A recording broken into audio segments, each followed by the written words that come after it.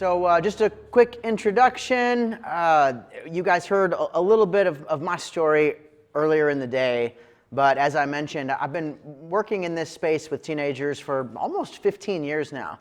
And I remember, I think it was, and I talked with you about this too, Cathy, I think it was 2015-16 when we, and by the way, I'm not saying this from some place of like judgment. It was just an observation that we saw a real uptick in the number of students on their registration forms that were saying that they had been experiencing like depression and anxiety, and more students were needing medications and were administering their own, or sometimes even had to have the nurse. Cathy, you remember some of this? I'm the nurse. Yeah, and Mindy too, who was hanging out with us at the time. And I just wondered, like, what is going on? And I still don't know all the answers to that question. Really, only God knows those answers in full. But we have been learning a lot. And so as I saw this number increase, we started incorporating more talks like this into the work that we're doing. And while this isn't, let's say most apologists in the apologetic subculture wouldn't say that this is like an apologetics topic, I would say that if these are the questions that people have, then it certainly is an apologetics topic. Like whatever the questions are, when we open our mouths to give answers, whether they're good answers or mediocre answers or great answers, the moment that we open our mouths, as we talked about earlier, we're offering a word back. We're offering an explanation. We're offering an apologia, right? 1 Peter 3:15. And so if people are asking questions about mental health, about medication,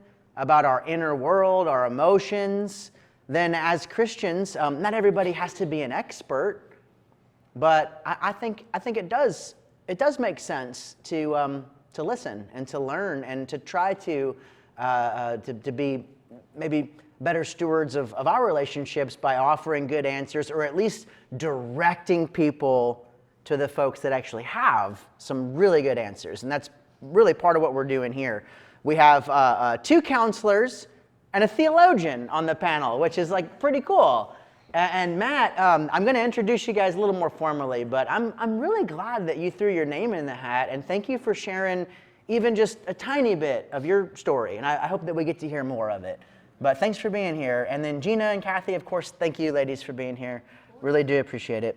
So in terms of intros, Cathy, starting with you. Okay. How about just your full name, maybe a bit about your education and your experience, and why you're passionate about this, and then maybe wrap up with like a quirky fact, something goofy that nobody really knows or few people know about you. So wow. Name, background, passion, quirky fact. Okay, so I'm Cathy Downen, and you'll see in the bio it's Mary Catherine. I grew up Catholic, actually, had a salvation experience, came to Jesus, and born-again Christian now. So education, I started out with a master's in English, and I was actually a college English professor prior to my kids growing up and moving out, and kind of did a midlife career change to counseling. So I went back for a master's in counseling at Missouri Baptist University, and moved through the licensure process, got licensed with the state of Missouri, seeing clients, and decided to open a counseling center. So Christian Counseling Connection in Lake St. Louis is my passion project, and we have 18 counselors there, all Christians, all state licensed, working to help people to figure things out, put their lives together. So we'll talk about this some more, I'm sure, but there's friction sometimes between the church and mental health, and psychology and faith sometimes get on opposite sides, and I don't think that's necessary. I think that if we work with the way God designed us, that there is power in that, there is healing in that.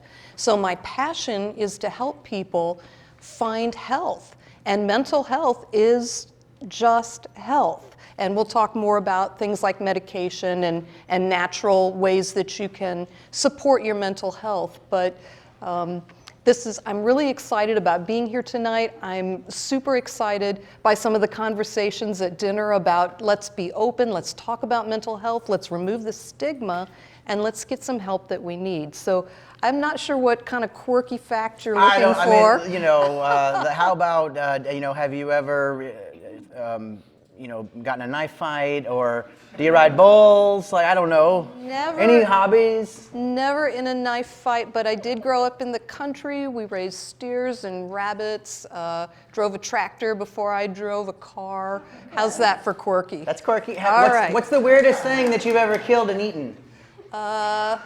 Raccoon, possum. I didn't kill them. I wasn't a killer, but my dad took me hunting, but it wasn't my favorite. So you've had raccoon and possum. Oh, yeah. All right. Frog legs. Now, and if you're ever asked this Squirrel. question again, by the way, go straight there. Go straight there. Yeah. Raccoon and the 'Cause possum. that's quirky. All right, I got something We quirky. got it. There you go. All right, Gina, tell full name, a little bit of your story, your education, and why you're passionate about these things. Okay. Well, I'm really glad to be with you all. My name is Gina Birkemeier, and I am a therapist like Cathy. I practice out in the Cottleville area where I live. I'm an author, and right now I'm doing a lot of speaking and teaching on the subject of generational trauma and dysfunction and how we break those cycles through faith and therapy. I am what I like to call a bridge builder. I'm passionate about building that bridge between theology and psychology and helping other people learn how to do that as well, and helping people understand where these cycles come from and how patterns can repeat, but not identically from one generation to the next. My education comes from pastoral counseling. I started there, then moved into clinical practice after getting my master's degree, and I'm in a doctoral program right now. But I think the thing that qualifies me the most to do the work that I do is that I'm a survivor of what I call a false narrative.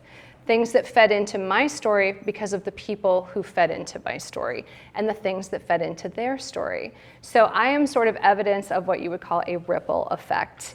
I made a lot of really big, hairy mistakes, and God redeemed all of that and got me to the point where I am today, that I get to use my story to speak into other people's lives and help them discover the truth about who they are and how that aligns with how they've been created for healing and growth and change, and ideally passing on a new legacy to the generations that come after them. Amen. Quirky fact. Quirky fact. Okay. I took martial arts for 7 years and was an assistant self-defense instructor for 3 years. That's pretty cool. What style of martial arts? Taekwondo and Hapkido. Okay.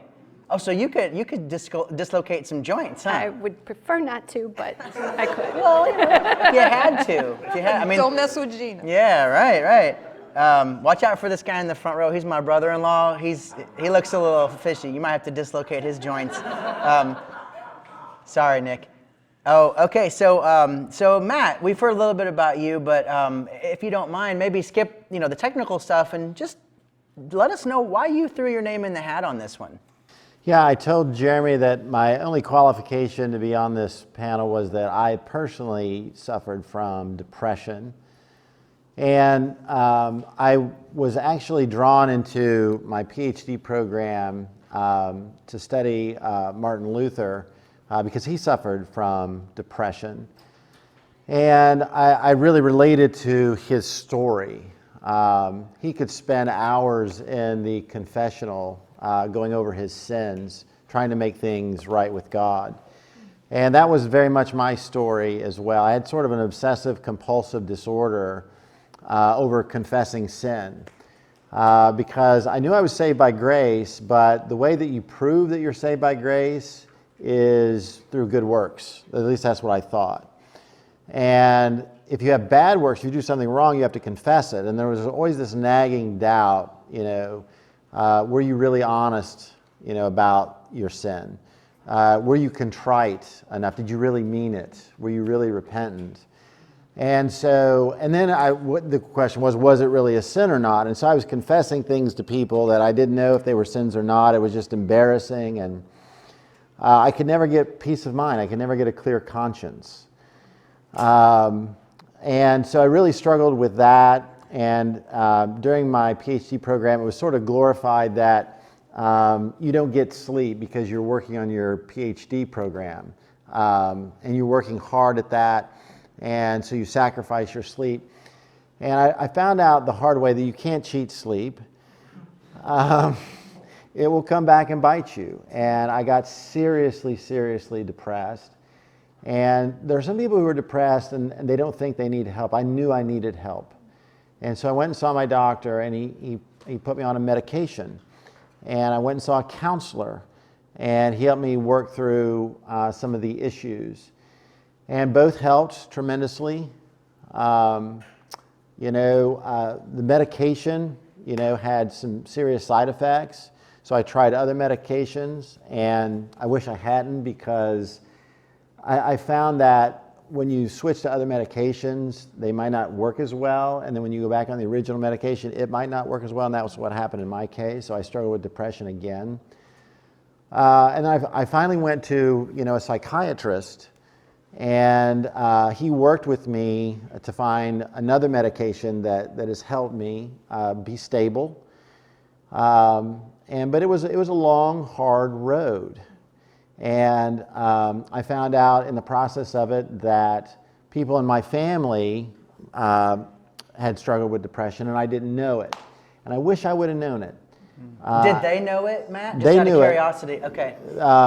It was a couple generations back. I found out that my great-grandfather was committed to what they called back then an insane asylum, and that one of my grandmothers on that side of the family committed suicide. And I just wish I would have known that, and that there were things that I could do to prevent falling into that, like getting good sleep. It's a major help to your mental health is to get regular sleep and enough of it.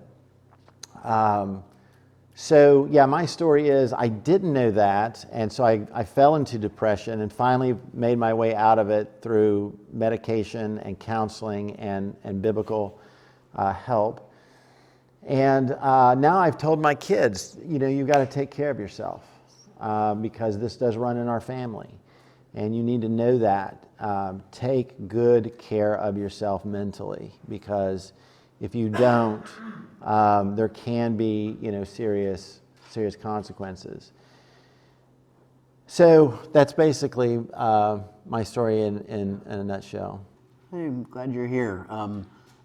So I don't want to forget this question. So before I talk about the panel format, if you don't mind, when you were talking with your colleagues or fellow ministry friends or Christians in your world or even in your church, and were you able to talk with them openly about this? And did you get any pushback or raised eyebrows? It's a good question.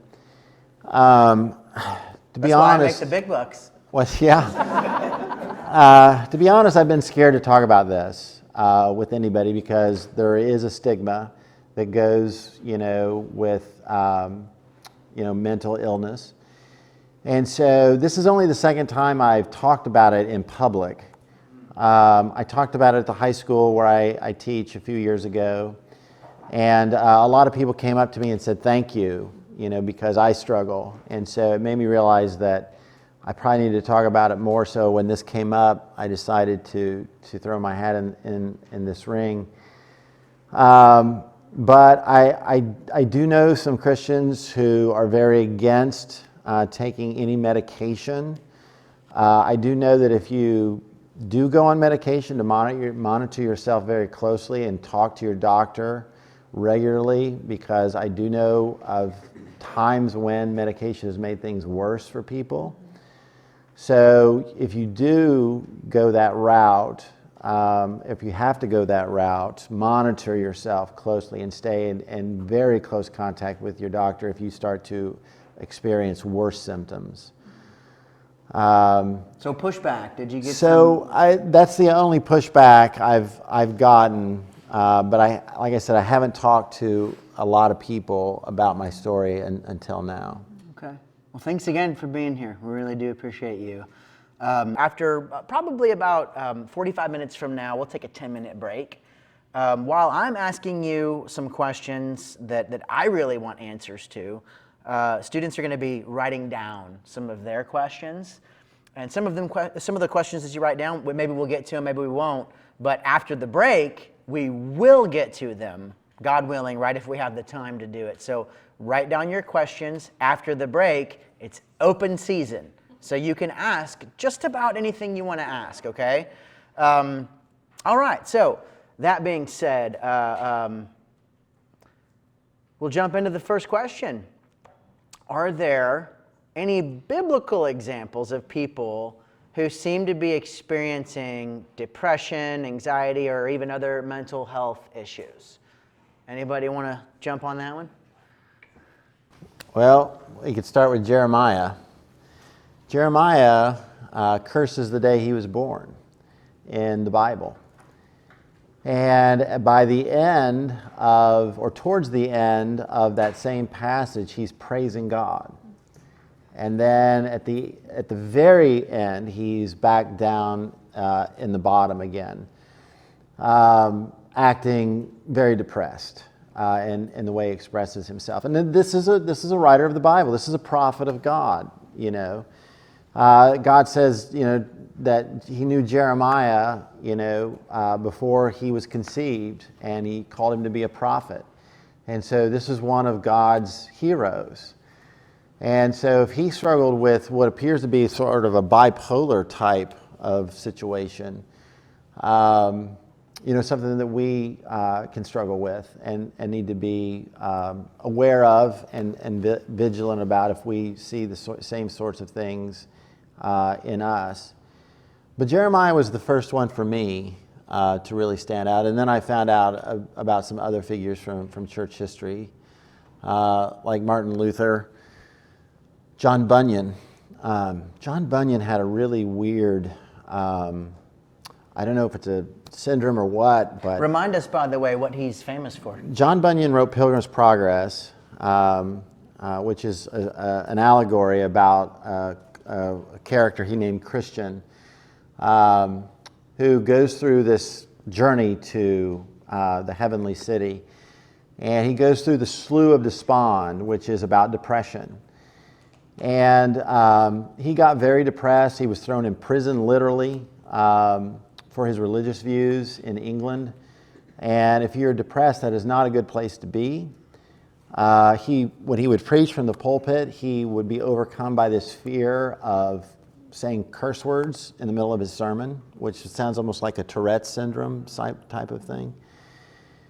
So I started finding out more and more about, you know, guys like, I think Isaac Watts struggled with depression, and he dealt with it by writing hymns. Abraham Lincoln was so depressed one time, his friends hid his razors because they were afraid he was going to commit suicide. He had just broken up, or his fiancée had broken off their engagement. He struggled with depression his whole life. The way he dealt with it was he read jokes, and they said he would retell these jokes all the time to people, and his whole body would shake with laughter. That was his medicine. The Bible says laughter is a medicine. And so, when as I was studying history, I was going, wow, this is really, really common. Seems that way. It's interesting what you said about shaking with laughter. There's actually something that's happening in the parasympathetic nervous system when that happens. Hold on, Gina, what is that? Okay, so, sorry. Okay, so you have a sympathetic nervous system and you have a parasympathetic nervous system. And your nervous system is what is going to respond to whatever might be happening, like if you're feeling depressed or anxious or afraid, right? Like the limbic part of the brain engages the parasympathetic or the sympathetic nervous system, which is going to bring all of these feelings and emotions out in you. Sometimes that's what we call dysregulation when they're overwhelming. And the parasympathetic nervous system is what we can engage to calm it down. So that shaking is actually a discharge of energy. So when he laughs and releases chemicals in the brain that are salvific, meaning they're helpful, they're beneficial, He's actually helping to calm the brain, to calm the nervous system, and that laughter actually allows some of that to leave the body. It discharges some of that. Is this like self-soothing? It's kind of like a self-soothing, yes. Interesting. Yes. I think in terms of examples from the Bible, I think we can look at the Psalms and make a pretty good case for David having some emotional challenges. I think we see that time and time again, and I have found comfort in reading some of those sort of what is happening kind of moments that he has had, right? Like I can really relate to some of those. Elijah, right? Like, oh, I'm heartsick, I'm peace out. Like just give me some shade and here, have some bread, right? God wasn't like, hey, let's sing a hymn, recite some scripture to me, right? He's like, you go sleep under that shady tree. I'm going to give you some water. I'm going to give you some food. Let's minister to how depleted you are. Let's give you this safe space for me to hold you before we go down that route, right? So I think we see that as a good example as well. Great examples. And then some of the more extreme cases come to my mind, particularly in the New Testament, of folks that are, I mean, they're literally demon possessed, and yet the symptoms sometimes mirror what we would now call, that's a mental illness or whatever. Yeah, so this is kind of a segue into the next question. And you and I have talked a bit about this. There's no perfect way to answer it, but just, I don't know, how do we even begin to like make distinctions between, demonic oppression, demonic influence? I wouldn't even always say like possession, right? But just some kind of influence, some kind of external evil thing, right? That is sort of external to you. How do we differentiate those things from something that's internal to us and is, a chemical imbalance or some sort of internal disorder? It seems like it's impossible to know the difference. Is it? Yeah, it's a really good question. And I actually heard a pastor who had a deliverance ministry say to somebody, look, I can cast out demons, but I can't cast you out. So there is... I think that was me he was talking about. No, just... So there is a distinction, and let me just put your minds at ease. This isn't something that's going to sneak up on you and you're just going to wake up one morning not knowing what happened. Oh my gosh, I'm demon possessed. No, actually, it requires your invitation. Just like Jesus doesn't come into our lives unless we invite him, that's true of all the spirits, right? And so you take care not to mess with that stuff. You don't invite them in. But we do have many examples in the Bible where people presented as demon possessed, but I'm curious, like the boy who fell into the fire. I wonder if he had epilepsy. I wonder if he was struggling with seizures. And so we have explanations for things now that in biblical times, that was their go-to. If somebody's acting strange, well, it must be a demon. Schizophrenia. Schizophrenia would look a lot like that, right? And if you've watched The Chosen, you can see that Mary had her struggles. And it was brought on by trauma in her case. And so, do you want to take some of this? No, you're doing great. This is such a tough question, because if we stay away from evil, we don't have to worry about it. So in my practice, I've seen people who believed that they were demon possessed, and perhaps they were bipolar. Often drug abuse will bring about, that's an invitation, isn't it, to those evil spirits. So if somebody has a substance abuse issue, they're opening that gateway, they're opening that door to be involved in occult activity. There's actually a good book called The Bondage Breaker. Who's that? Armstrong wrote that book, and he talks about all the ways that you can invite demonic activity into your lives, and he has what he calls a freedom appointment, where you kind of go through the list and you renounce any of that you've ever been involved with. And so it's nothing to mess around with. There's a great story in the New Testament where a couple of semi-followers of Jesus, they had heard about him and they kind of wanted to be like him, but they weren't really following him. And so they thought they'd try casting out some demons. And they got the beating of their lives. The demons said to them, I know who Jesus is, I know who Paul is, I don't know who you are. Right. They were messing with something they shouldn't have been messing with. And so, to stay as far away from that as you can, but to be reassured that it's not going to just happen without your consent, that you have to be an active participant in that for that to approach you. Yeah, and I think it's important also to make sure that we're distinguishing between, you're talking about possession versus oppression. Go on. Right? Good. You can be oppressed by evil. You can be oppressed by evil. That doesn't mean you're doing something wrong. When we talk about, and I'm kind of separating it just for a minute from mental illness, but some would argue that there is a deep connection there between that oppression. I think, the enemy, while he doesn't know everything, he's terribly unoriginal, but he's highly effective.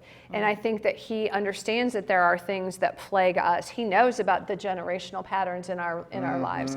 He knows how to use those things against us. He sees where the gateway might be open to offer a place where there can be some oppression, right? And to exploit these things that are sort of your pre-existing vulnerabilities, if you will. And so that's not an issue of your behavior. That's not an issue of something that you've invited in or that you've done wrong. That is just a case where the enemy really is trying to twist something that is maybe in your family, or that the enemy already knows that you struggle with. So, but that is a place where we still can turn to getting help through that. And I think sometimes it's a both and. It's not, well, is this mental illness or is it this? It's that it's both things. But we just have more language around it now, and we have more interventions, and we have more understandings of how the brain works and how that affects the body as well. So I think those are places where we can be more effective, especially if we're working on that bridge between the theology and the psychology, to bring those two worlds together to help people. Yeah. Matt, do you have any thoughts on mental illness and demonic oppression or influence? So, I'm sure the devil was delighted I was depriving myself of sleep. Yeah. So I don't see like a dichotomy between the two. I think that he tries to exploit our weaknesses, exacerbate them, make them deeper and worse than they would otherwise be. And so he tempts us to do unhealthy things, right? And so, if you're not unaware of his, strategies, you can counteract them, right? You can do spiritual warfare and fight back, right? And that's really what, we're called to do. Can I say one more thing about that? Of course, yeah. That is a place where support system is highly effective.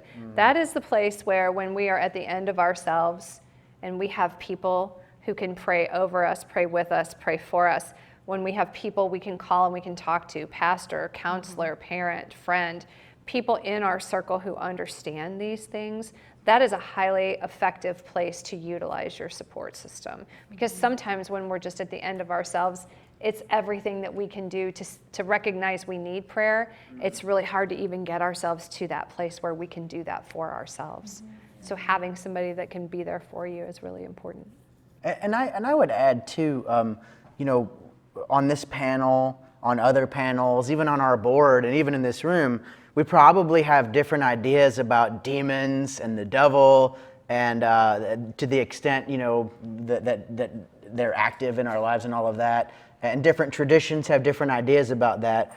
But I love the way Lewis frames it, and you probably know what I'm saying here. I think it's at the beginning of the Screw Tape Letters when he says, I'm paraphrasing. He says, they're essentially like, there's a ditch on either side of the road. On this side, you can say, demons, like, not a big deal. Maybe not even there. If they're there, they don't really impact me. That's one ditch. The other ditch is to think, there's a demon behind every flat tire, or every, frustration, or they didn't text me back. It's demonic activity, so. And Lewis says, and I think he's right, he says, the devil is equally pleased with either one of these extremes. So we're going to kind of live in the tension between, maybe there's not a demon behind every stub toe, and yet there are evil forces at work that want to hurt you, kill you, and the people that you love. You know what I mean? Like, you live in the tension between those things. At what point should we do what Matt did and say, okay, we need help. This is beyond me, beyond my little circle of friends, my group chats. Like, I need professional intervention. At what point do we make that call? For me, I realized it wasn't a case of the blues. That comes and goes, but this would not go. It was getting worse and worse and worse, and there was no relief. It never went away. The only time I ever got relief was when I was asleep, which, as I told you, wasn't very often, and when I was teaching, which was God's call in my life, and I wasn't thinking about myself. But as soon as I was done teaching, bam, it was just all I could do to drag myself around. And at that point, I said, if there is help, I know I need it because I can't make it stop. It doesn't ever go away unless, I'm just not aware of my mental state. If I'm at all aware of my mental state, I have these obsessive thoughts that I can't get rid of. I have this, depressed feeling. It's beyond just moping. It is just all you can do to face someone and carry on a conversation, right? It's just very, very hard to function. It takes all your energy to function at all. Mm-hmm. And for someone, though, it's like, even the most empathetic among us, right? Like, we still don't know how anyone else is feeling. So sometimes we only know what we've experienced. And there have been times where I've talked with people and they're like, I thought everybody felt this way. I thought everybody was just stronger than me. They're more disciplined. Right. And it's hard to know, like, unless you have a real basis for comparison. I think almost everybody thinks, well, everybody must feel this way. I just don't know how to deal with it. There's something wrong with me in that sense. Like, so, are there other indicators, let's say, that would tell you it's really time to get help? What you just described, I think, is helpful. Are there other, little things that we should be mindful of? So how is it affecting your ADLs, your activities of daily living? Is it getting in the way of school, work? How's it affecting your relationships? Is it damaging relationships that are important to you? We look at frequency, duration, intensity of your symptoms to see how bad the problem is. So as Matt was saying, it lasted a long time. It didn't go away. There's a certain amount of mood swing that's normal. We go up and down. That's normal. God built that into us, and our emotions are important. They give us helpful information to process our world. But when we get stuck in one gear and we can't get out of it, and that it goes on, that's something to pay attention to. What were those 3 letters again? ADLs, activities of daily living. So this is the person who's not showering, not sleeping, not eating, not doing the things that you normally need to do to have a functional life. It's interfering with your life. You can think about the aspect of bio, psych, social, and spiritual. Like, how is it affecting you biologically, psychologically, socially, and spiritually? Mm-hmm. So thinking about, as Cathy said, everything that's going on in your daily life, what are you noticing? And even giving people permission in your life to speak into that as well, if they're noticing changes that are going on. And I will say this, if you're even thinking, gosh, is this normal? Like, should I talk to somebody? Go talk to somebody. Yeah. That's it right there. Like, that's enough. There's no line of demarcation that says over here you're all good, over here you really need somebody to talk to.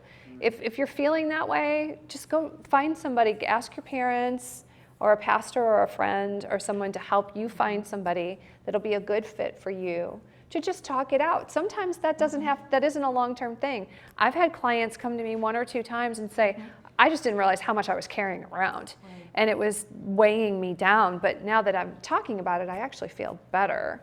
And so, and maybe I hear from them a few times a year, but it ends up not even being. So I think there's different degrees. It doesn't automatically, as Cathy was talking about the ADLs, if you're experiencing that impact in your ADLs, that doesn't mean you have some sort of full-blown depressive disorder or bipolar disorder or whatever.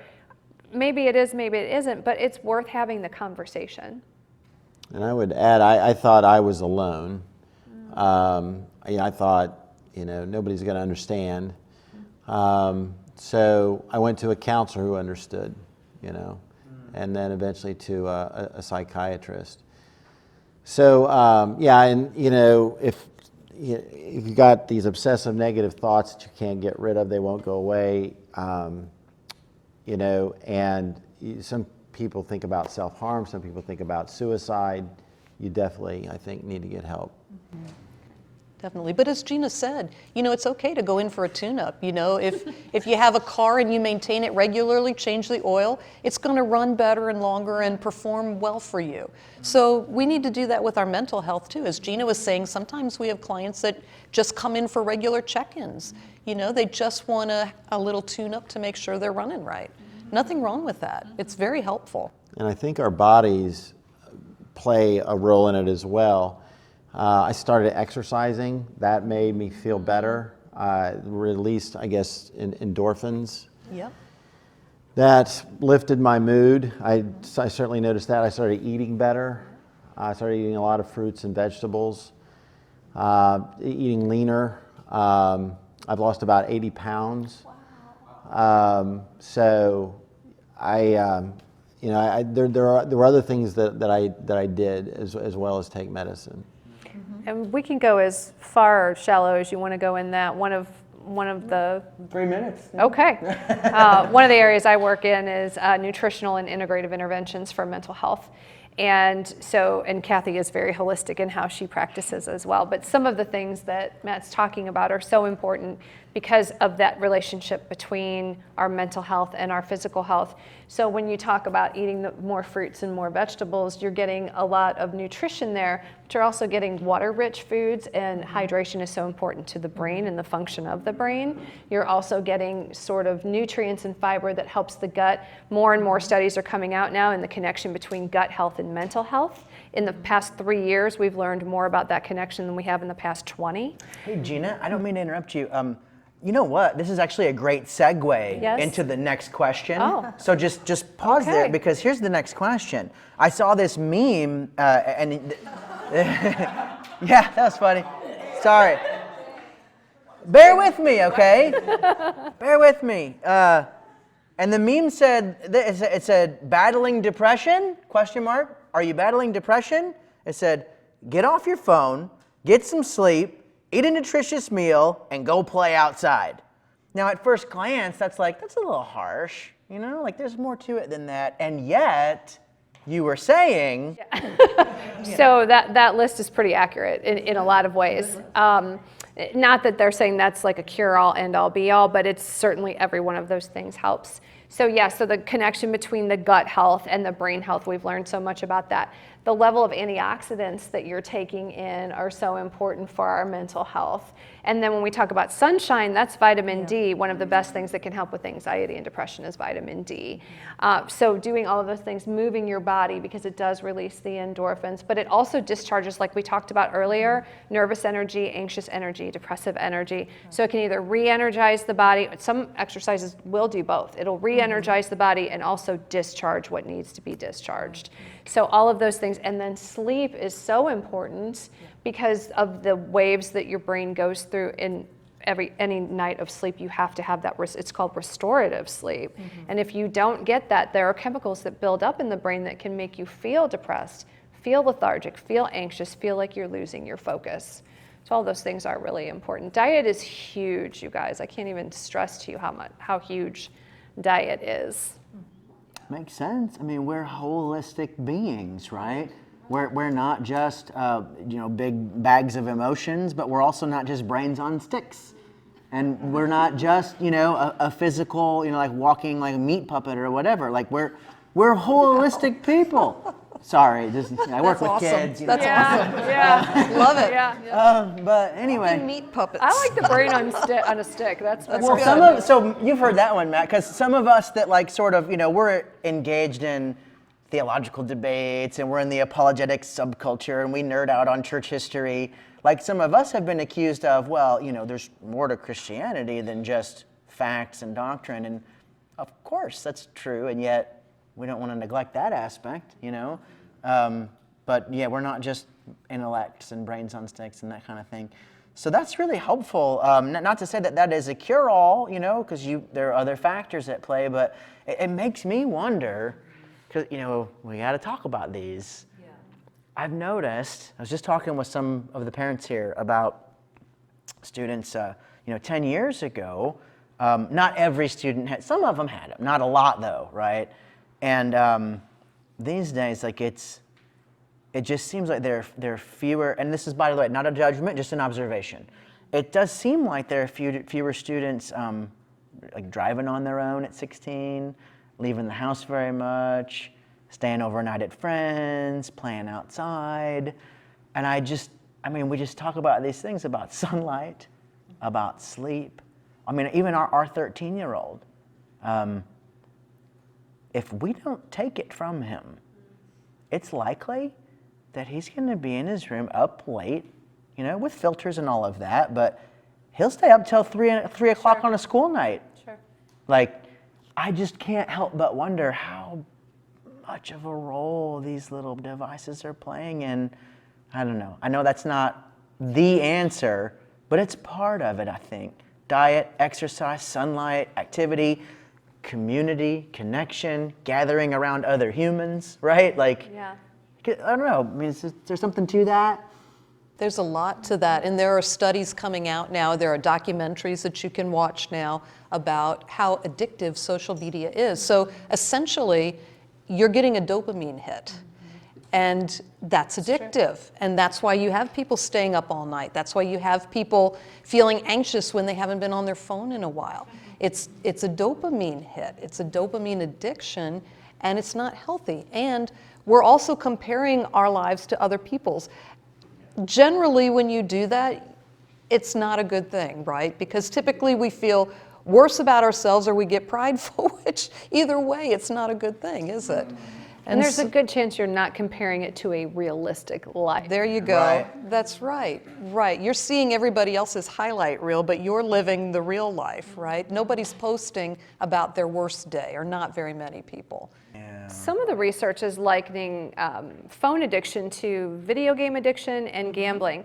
And that is actually the hardest addiction to break, gambling addiction, because it's an intermittent reinforcer, which means that there's this big buildup, right? You don't win every time. So there's a buildup, buildup, buildup. And then when you do, bam, it's this giant hit of dopamine. And then that anticipation cycle starts all over again.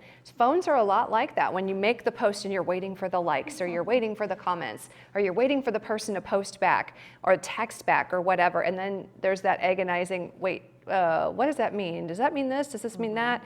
And it's like taking your brain and putting it a little bit in a blender. Yeah. And you think about God's idea of paradise. Where did he create Adam and Eve? In a garden, right?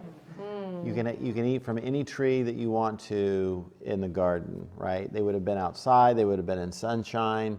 They would have been with him. So, when you think about what paradise is going to be like, heaven is going to be earth remade.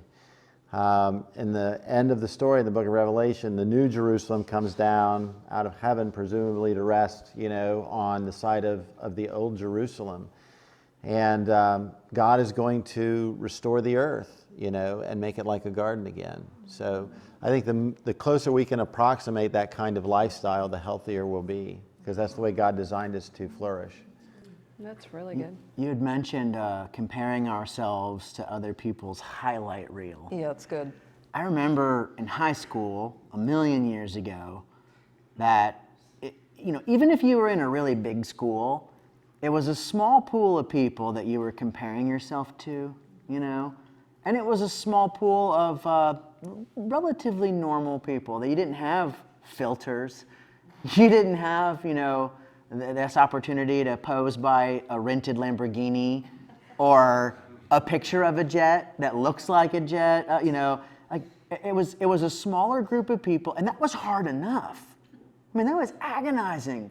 Like, man, that guy's girlfriend's way cuter than mine. Oh, I want what he has, right? Or whatever it is, right? That dude's got the newest Air Jordans. Man, I want those. I can't afford, And now it's like, these kids are like, they're literally like swimming in Scrooge McDuck gold. Like, I'll never have that, Like, and I just can't imagine, for you all, like, my heart just breaks for you because I remember how hard it was being a little insecure, and kind of not sure of myself. And it's like comparing myself to just the normal people in my small circle of friends. Now you're comparing yourself not just to the whole world, but to an enhanced and digitized and airbrushed world. Like, I can't even imagine. And you could come home and get a break from it. But now Right. it's 24/7, you're connected, and cyberbullying is a real thing, and it causes suicides, actually. Is that, I'm off the notes, but I'm curious, is that more common amongst females than males? Has anybody done those studies? Cyberbullying? That's right, and then the suicides that sort of result. I heard someone say once that the way social media is set up, it lends itself more to the ways that girls bully each other, which is like character assassination, backbiting, a little bit of that. And again, these sweeping generalizations here. Everybody can do that kind of thing, and I don't want to. Zach, get ready to edit this. But what I mean, though, is that generally speaking, with kids in that age group, teenage, let's say girls and teenage boys, and I've heard somebody say, actually, I think it was Jonathan Haidt, who's a sociologist, and he said the way girls tend to bully each other, like social media creates some really good space for that, for gossiping and backbiting, whereas when guys bully each other, it's like, typically, not always, but typically, and so I'm wondering if it's harder on girls in this age of social media. I want to ask, what do you think? Yeah. How many of you think it's harder on girls? How many of you think it's harder on guys? Do you have an opinion? That's a fair point. Yeah. Based on the conversations y'all have with your friends, though, like when you hear your friends being like, man, like I'm getting lit up, on social media, like really bad things have been going on. There's this whole group of stuff, pictures are being shared, people are saying awful things. Is that more stuff you hear from your girlfriends or from your guy friends? Danny Joe, you're shaking your head like, talk to me.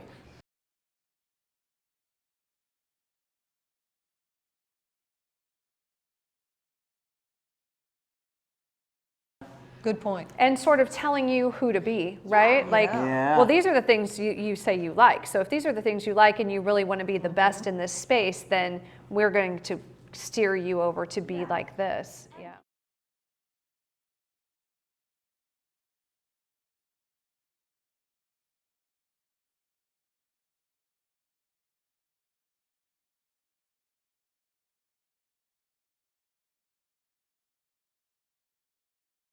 It's healthy, self-acceptance, that's a good thing. Yeah. So, and by the way, thank you. I thought that was a great idea to open that up and hear from students. They're the experts. They are, really. We need them on these panels. Where were we at? Oh, just about, it was just about some of the real practical things that we can and should be doing. And I think the reason we got into the cell phone talk was because in some ways these cell phones, they kind of distract us from the stuff that we would have been doing otherwise, which is getting a good night's sleep, interacting with people face to face, and even be able, appropriately touch one another and kind of goof off and catch those body cues and all that, and then diet. A lot of us have always just eaten terribly, but there's a lot of good information out now that's helpful in that regard. And then Small thing you can do with the phone. Yes? Because my kids have pretty much grown up in a like, I don't think they remember a time when there wasn't a cell phone, right? My oldest is 33, my youngest is 27. But one thing that I encourage my teen clients to do, and parents, and actually everyone on the planet, I encourage everyone on the planet to do this thing. Don't use your phone as an alarm. Take the phone, charge it in another part of the house. Have it charge in the kitchen, have it charge in the den, in the living room, somewhere else, and get an honest to goodness alarm clock. So that you know you have your own set of protected hours from like 10 p.m. to 7 a.m. at least. And just let that be your protected window, and tell somebody so that you have accountability with that. Like your parents or somebody that you're more inclined to really listen to, if they're like, okay, hang on, you said that you were gonna like not have your phone from 10 to 7 or whatever. And that is a huge thing.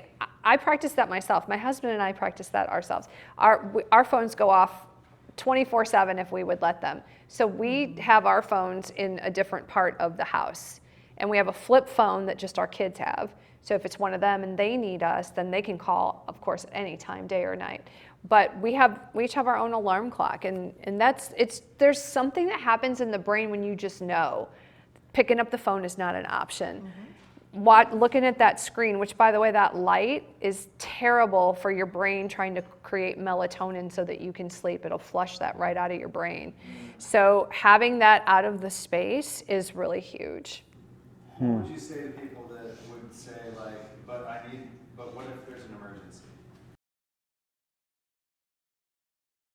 What if there's, so there's a way that you can have different people that can call you to sort of break through, and you can turn off all of your other stuff, but that requires a lot of discipline. So if it's a parent, like if you're a kid and you have a parent, you can always say like, well, the parent is going to be the person that they can reach out to get a hold of if there's an emergency, right? So that you have some way to do that. But I think insofar as it's possible, try to get it out of your space if you can. Yeah. And not to mention, less than 20 years ago, most of us survived without being in like close contact with anybody that needs to reach us immediately. I remember, you would go sometimes, a whole day without talking to mom and dad or whatever, and it's like, it's not absolutely necessary to have that kind of instant response expectation. Anyway, so some of those things. Another question? Oh, sorry.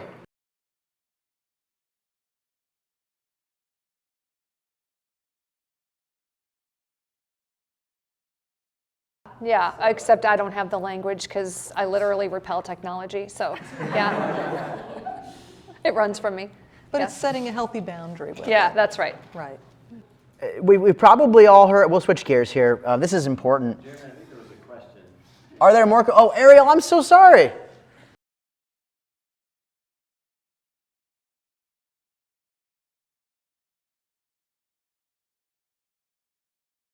So it does flush melatonin, I can tell you that, which is, it's actually a hormone. I don't know if you guys know that or not. Melatonin is actually a hormone, which affects your other hormones because our hormones work synergistically together.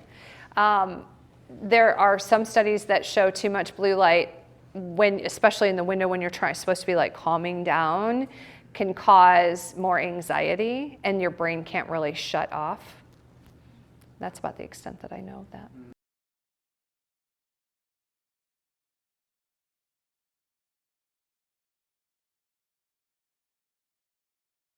The only side effect, though, is it will make your mustache longer. So, I think. We don't want that. No. Okay, so we got a bit of a late start. Here's what I'm going to do. We're going to take a 10-minute break so that you guys can kind of reset, stretch a little bit. This is an engaging conversation. I think almost everybody in here wants to keep it going. So 10-minute break. Come back here at, 10 minutes from now, okay?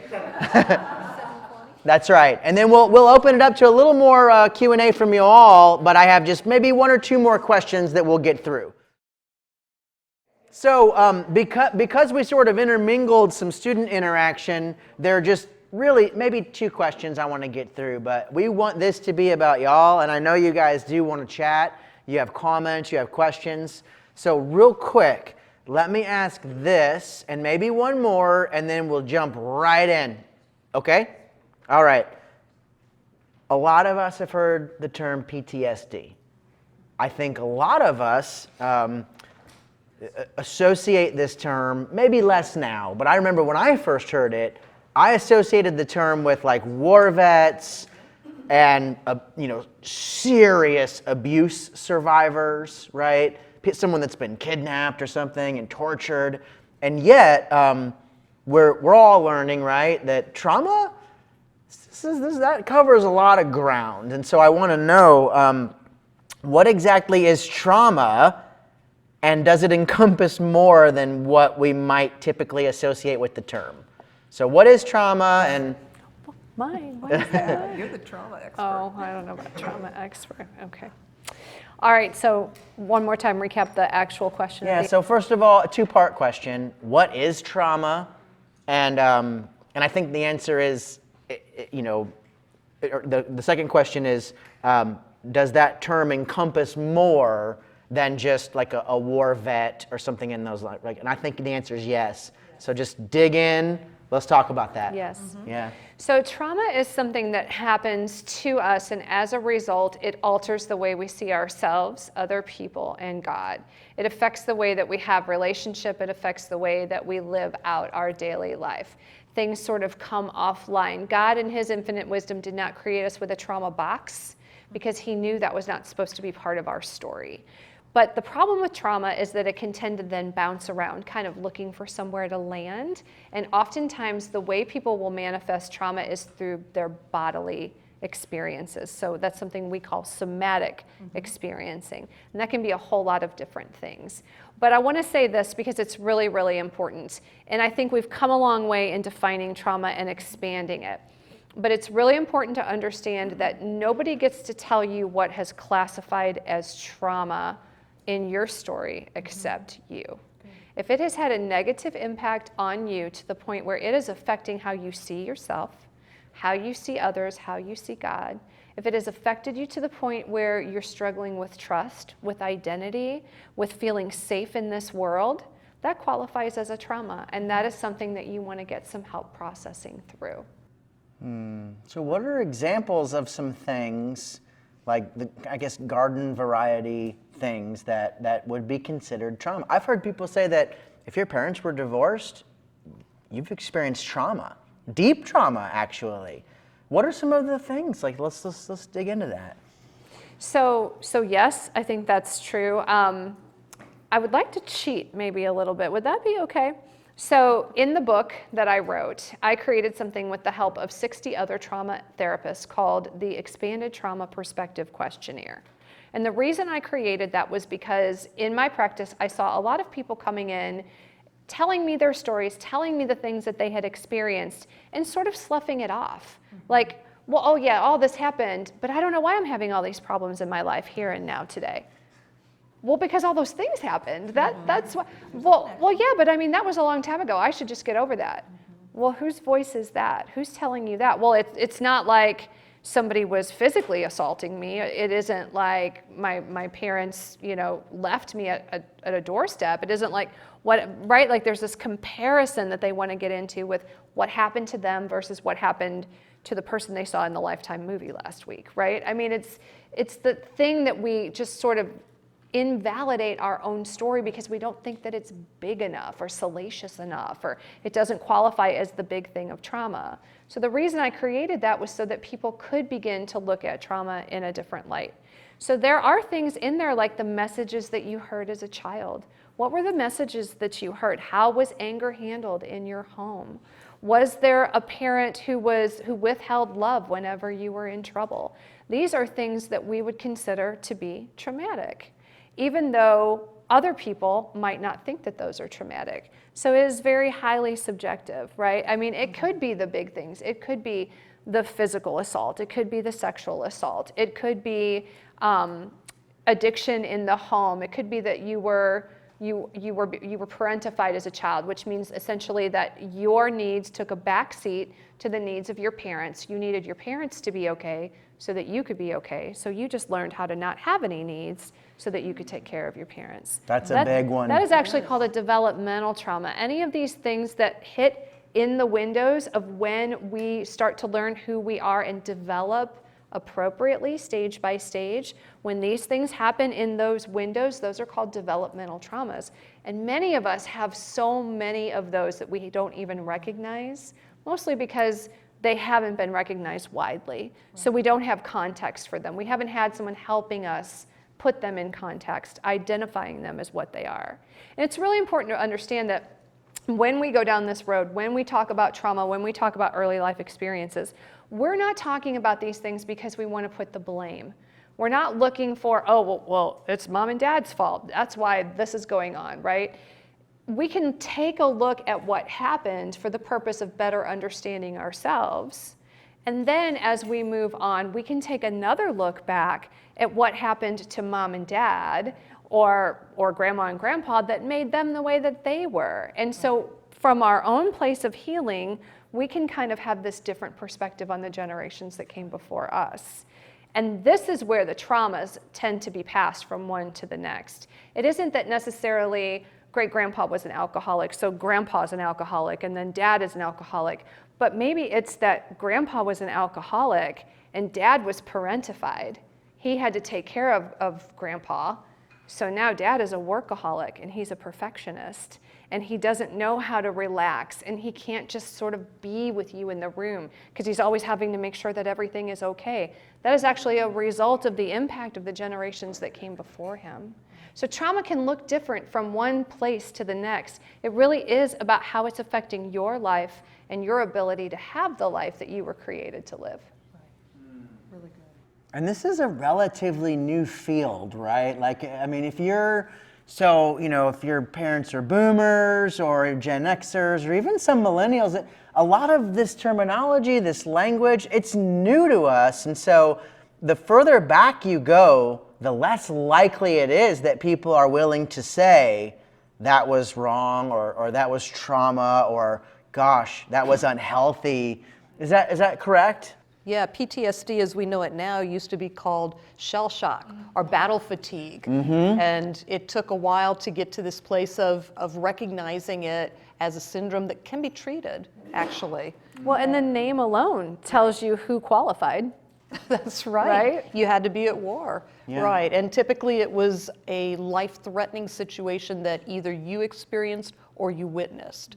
And that kind of cut off a lot of things that, as Gina described, actually really do impact our lives in profound ways. And so by opening that net a little wider, we're able to recognize and treat things that are keeping us from, as she said, having the life that God intended us to live.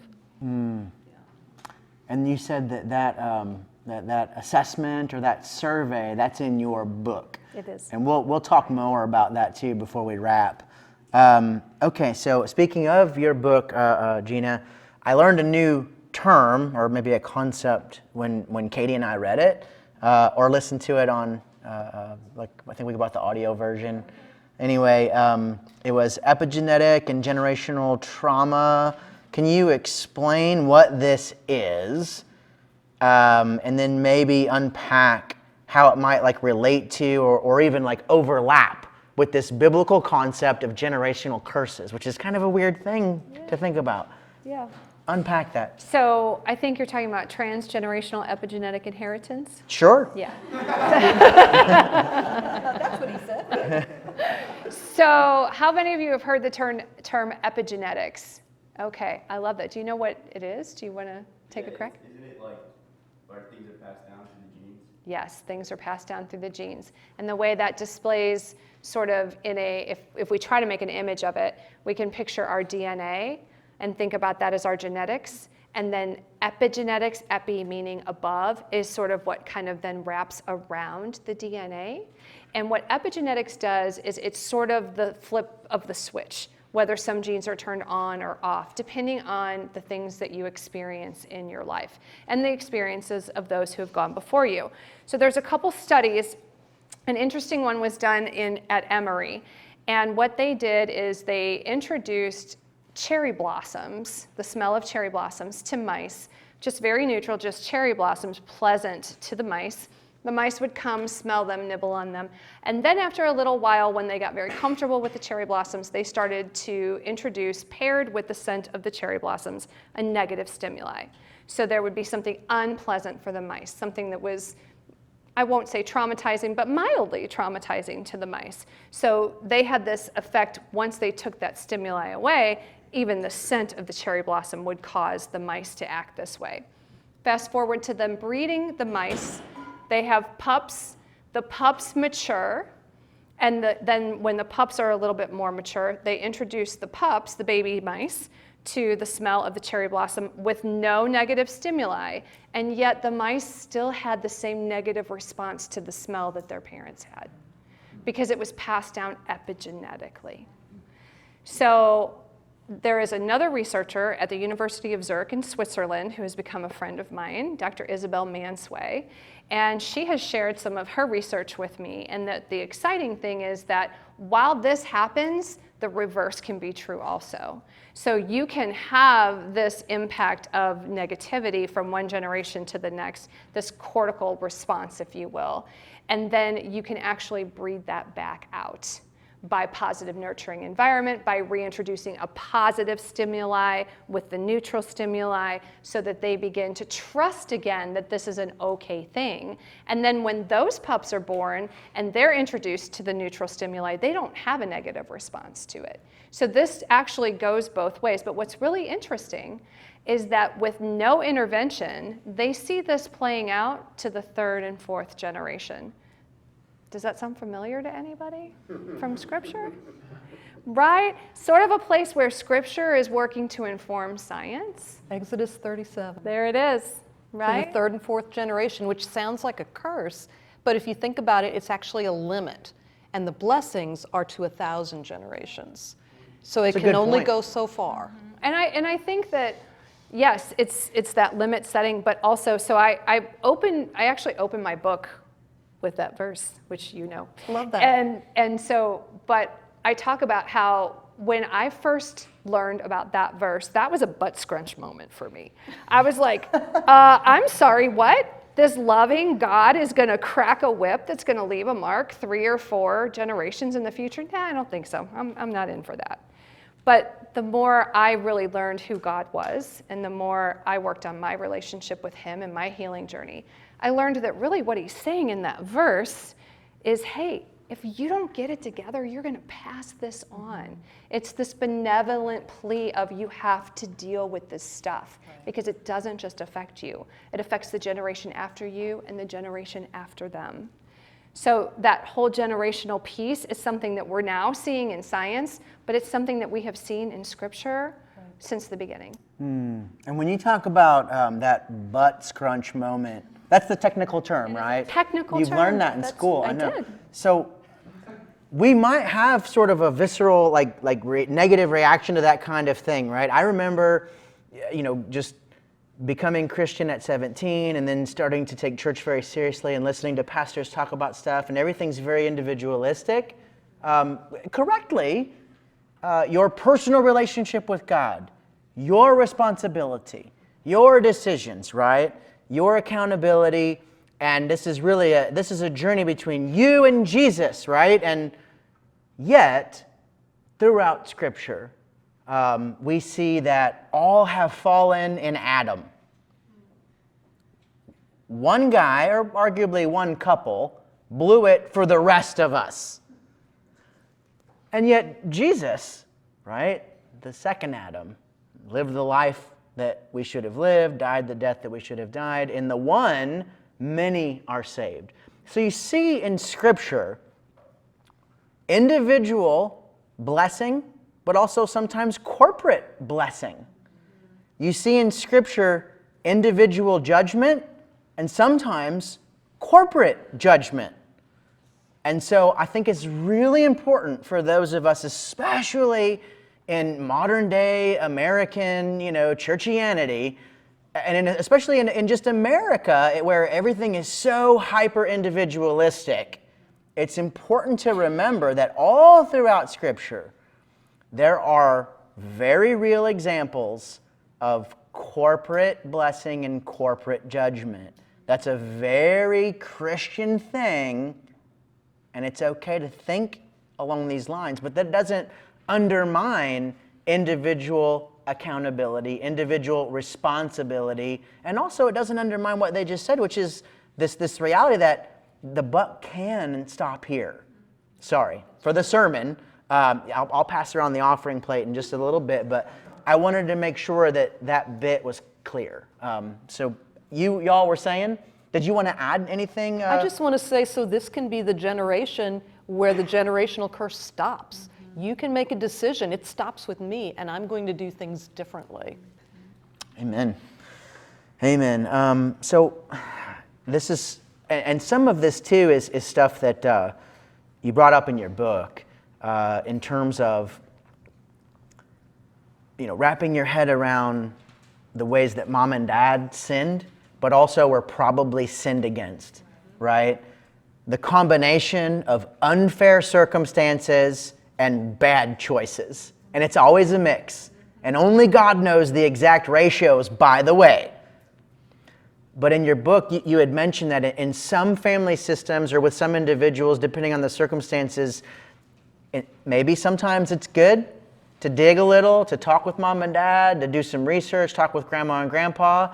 Maybe sometimes it's not so good. Can you let us know what that might look like for students that read your book or that are already sort of aware of this and maybe they're thinking, I really need to talk to mom and dad about this? I don't know, that's a long-winded, you know what I'm getting at? Okay. I think I do. Okay. Well, first of all, if you're feeling I really need to talk to mom or dad about this, then you need to talk to mom or dad about it if you're already feeling that. But I'll go to what you said earlier about I wish someone would have told me. Right? And so I think that there are, when we talk about the epigenetics and we talk about things passed down from generation to generation, there are certain windows in which that is a little bit more dangerous and you're at more risk for things to go really bad. And so to not know that those things are in your history is really can be detrimental. If you're in an age of adolescence where development is very high, so one particular window, like let's say between 11 and 13, in that window, and you're having a lot of hard things go on in your life and someone invites you to a party and there's a lot of alcohol there and you're like, oh, well, I'm going to partake, and you realize that this feeling of numbness that comes is taking away everything else that has happened that has been so horrible in your life that week. But what you don't know is that there is a pre-existing vulnerability in your genetic disposition to alcoholism. You've now flipped a switch at a very important developmental age that makes you at a far greater risk to have different issues with addiction than someone who did not have those pre-existing genetic vulnerabilities. So these are things that are really important to know. Sometimes it's when you recognize that the way that you're being related to is not actually meeting you where you are, and you can tell that mom or dad, it's just like they're coming from where they are. If you know what you need and it can be safe to have those conversations with mom or dad, have those conversations. And maybe you're asking like, hey, if you're feeling like it's not safe to have a certain emotion, if you feel like you can have the conversation with mom or dad, you can ask, so when you were a kid, was it okay for you to be angry? Did you ever hear your mom or dad apologize to you? Or was it okay to be sad? Or was it okay to be afraid? Was it okay to fail? Like those kinds of questions, if those are the places, I mean, I don't know what each of your stories are, but if some of those are maybe meeting you and where your stories are. And I think for the parents in the room, I'm just going to turn to y'all for a minute and just say that if this is hitting any buttons, if this is causing you to think about some things, there are some questions you can ask yourselves. What do I wish mom or dad would have done more when I was a kid? What was something that when I was a kid, I wish mom or dad knew this about me? What is something that I wish mom or dad would have done less when I was a kid because it affected me this way? And when you start looking at those things and you think about those places, that might tune you into some areas where you might need to do a little work and ask some questions of your kiddos. and give your kiddos permission to ask some questions of you. And if you feel like those places are still unhealed and unmet in you, then that's a place where you would want to go get some help so you are passing on something different to your kids. Are there certain situations, or let's say maybe like family dynamics, that would make those conversations unwise? Like, I mean, I would imagine if you're the victim of some sort of abuse or severe neglect, like maybe going to that person isn't a wise idea. And that's why I said if it's safe. That's why I kept saying if it's safe to ask these questions, if it's safe to have these conversations. Yeah. And if you don't know if it is, and if there's still an unmet need that you have in kind of those places, then who is in your life that you could go to? Is there a grandma? Is there an aunt? Is there an uncle? Is there a friend's parent? Is there a pastor or a figure in your life? Is there a counselor, a teacher at school? Who is somebody in your life that you can go to and talk to about some of these things? Yeah. And incidentally, and I don't have any insider information, but in a room this big, I would imagine that there might be a couple people that are saying, man, I need to talk to somebody, but I don't know who to talk to. And I would say that starting with maybe the four of us and the adults in the back of the room as well, any of our volunteers, we might not be your go-to, but we can show you where or who to go to. And so all of us, we care enough to have that conversation with you privately, confidentially, that kind of thing, just throwing that out. So questions?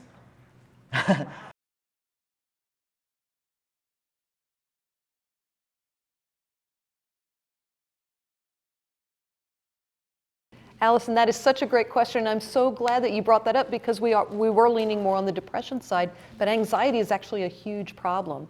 And I just want to put this out there. Our emotions are a gift from God. They give us good information. Jesus experienced every emotion. If you look at the Bible, was he ever sad? Jesus wept when his friend Lazarus died. Was he ever angry? He turned over tables and he whipped people. Was Jesus ever anxious? When? That's right. So that was an appropriate situation to be anxious in. And our anxiety is a warning to us that something is wrong and we need to protect ourselves. So that's a good thing, right? And it can save our lives if we listen to that. And God puts an instinct in us. And ladies, I'm talking to you now. If you ever feel uncomfortable around a young man, don't worry about hurting his feelings, and don't say to yourself, this is silly, and talk yourself out of it. Just get yourself safe. You never know what doesn't happen to you, okay? Trust your gut, trust your instincts. God has built that in to protect you. Now here's what happens when it goes wrong though. Let's say that I'm feeling threatened, but I'm not in any physical danger, but my body is designed to release adrenaline and cortisol to get me superpowers. What's that called? Is that the fight or flight response? Fight, flight, or freeze. Okay. And fawn is a new one they've added. That's so right. There's 4 now. Fight, flight, freeze, or fawn. So some people, when they feel anxious, are ready to attack you. Some people, you're one of those, right? Okay, some people are going to freeze up and they can't even move. They're like a bunny rabbit, right? When they're in danger, they just kind of freeze and hope that you don't see them. Some people run away. And these are all things that help us. Some people become like really pleasers, like they just lavish, a lot of people-pleasing behavior on others. That's fawn. Okay. That's fawning, right. So God created us so that our bodies will be supercharged to save our lives. But some of the things that we feel threatened by are emotional threats. They're not physical threats. And now I've got all this chemistry in my body that makes me, want to jump out of my skin, and I don't know what to do with this. And sometimes if we're living in a high stress situation, like I've got one test after another, and I'm not getting enough sleep, and I'm not hydrating, and I'm not taking care of myself, and my body is in cortisol overload. And sometimes we get panic attacks, which is now think about it. When we need to supercharge our bodies, our heart's beating faster, we're breathing faster because we need oxygen in our blood so that we can, do beyond what we could normally do, right? You hear about the guy lifting the car off the kid and stuff like that. It supercharges our bodies, but what if I'm just anxious because I have a test and there's nowhere to run and there's nobody to fight, and what do I do with all this chemistry? And so if I'm too anxious, I might have an anxiety attack. It feels like a heart attack. It feels like you're dying. You can't breathe, your heart is pounding, and you feel like, I'm in serious trouble right now. That's a scary feeling. And for some people, they become so fearful of that feeling that it creates more anxiety, and then it becomes this spiral. I'm afraid of the fear now. So if that happens to you, it's helpful to have some tools in your tool chest. First of all, awareness. You have to be aware of when that is starting to happen to you. Hey, I'm starting to get that feeling. I'm getting really sweaty. I feel like I'm going to throw up. Sometimes that happens to people, right? And they're afraid of embarrassing themselves, and so that creates more anxiety. So as soon as I'm aware that that's happening, what I want to do is start doing deep breathing exercises, because what that does is it sends a message to your body that's opposite of the panic feeling, right? And so real simple, you can do box breathing.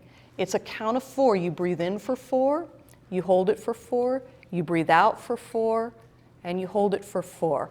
As a Christian, I teach people, breathe in the Holy Spirit, hold God's love inside you, breathe out that stress, and wait on the Lord. And so you do that deep breathing as soon as you feel the anxiety. It's going to shut down that chemical response. And the sooner you do it, the better, because once the chemistry is happening, it takes a while for it to clear your system. Okay, another thing you can do is called progressive muscle relaxation, where one muscle at a time, you tighten, squeeze, and then release. You want to tighten it first because then you can feel the difference, right? And so start at your toes, start at your head, it doesn't matter, but kind of systematically go through your body. As a Christian, I think about God's love and warmth pouring down on me like light, like oil, and I feel that warmth going through my body and relaxing every part of my body. If you have trouble sleeping, this is a good one to use. Another technique you can use is visualization. Think about a place where you have felt safe and comfortable and happy. So maybe I'm floating on a lake on an inner tube and the sun is shining over me, and I'm going to use all 5 senses. I feel the warmth of the sun, and I feel the cool water, and I'm smelling kind of that lake smell, smells a little bit like fish, and I'm feeling the cold, and you use all your senses, and it makes it real, and it's kind of like tricking your brain and putting you in a relaxed state. And so those are 3 things that you can do anywhere you are. Nobody even has to know that you're doing them, and it will reset that chemical process, and so you don't have to slip so far into the panic attack. Now, if you miss it and you're already in the attack, remind yourself, I'm not dying, it just feels like it. And I will get through this. In fact, it's only going to last a few minutes. And then once I get to the other side, I'm going to calm myself. Sometimes it helps to go in your room, pull the covers over your head. Sensory deprivation, so that you don't have so much input. That can help. Yeah.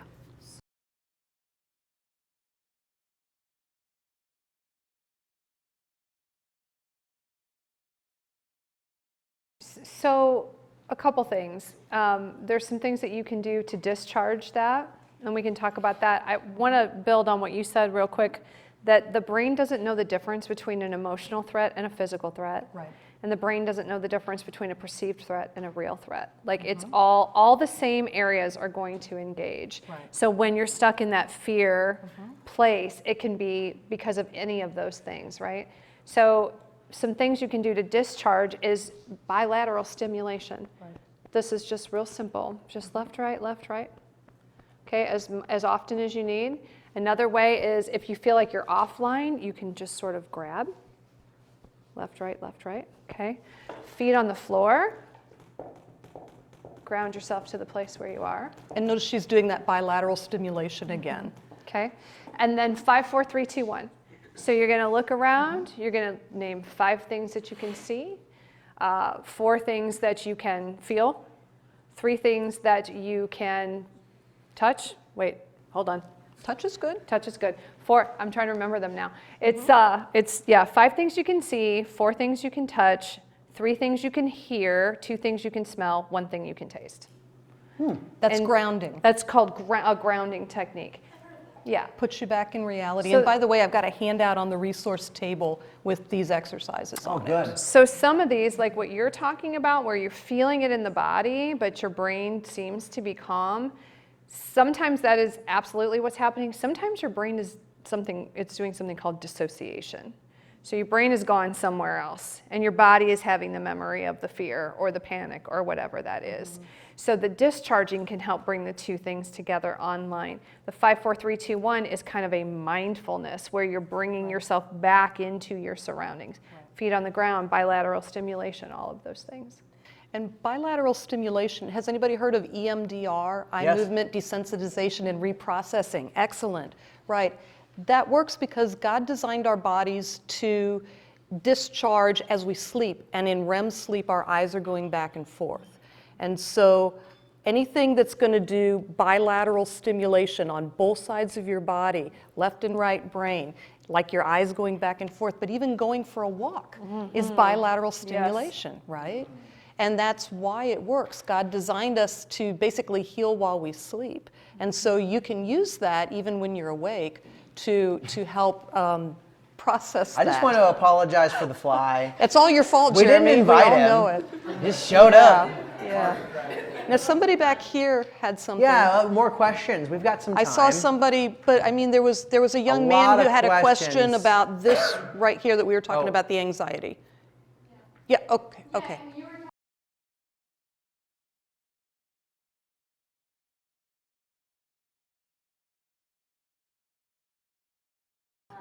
Foundation of Truth. Yeah, and there's a handout with scriptures for mental health over there as well for things to meditate on. Very good. There's you can get it on Etsy, and it's a feel wheel. Do you guys know what a feel wheel is? It's like this rainbow colored circle, and it kind of grows out like this, and it has different feelings, starting with basic feelings and then getting a little bit more descriptive. But there's one on Etsy where it has scriptures for whatever those feelings are. So you can look that up on Etsy. Yeah, that could be really helpful. I believe it. And I think Matt and I would speak in unison here that while these short, bursts of God's Word and these Bible memory techniques and stuff, this is very helpful. We would encourage you, though, in other areas of your life, be sure, full books, full chapters, all right, guys? Okay? Yeah. Context is key. Context, yes. But that's not to say that those short little bites are bad for you. They're good for you. But know what it really says, right? Like, I can do all things through Christ who gives me strength is not really about your algebra test. It's about being content, right? So anyway. And just one quick thing to circle back to the anxiety, a less popular intervention is be mindful of what you're consuming. Good. And we can talk about consuming, meaning literally like media, relationships, but I'm talking about right now food and drink. Be mindful of what you're consuming. There's a lot of good research out there about certain foods that actually exacerbate anxiety. Right. What would be a couple examples of foods that make anxiety worse? Caffeine. Great. Uh-huh. That explains it. No. Okay, so caffeine, that makes sense. Sugar? That sugar. Sugar is another one. Okay. Artificial dyes, artificial sweeteners. Things like that. Yeah. Think inflammatory foods. Sugar's an inflammatory food. Fried foods are inflammatory.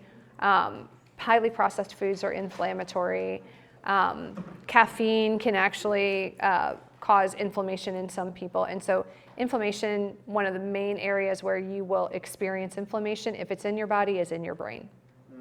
So we want to think low inflammation foods. I heard a good saying, if it was made in a plant, don't eat it. If it grew on a plant, eat it. There you go. That's a good one. That's good. That's really good.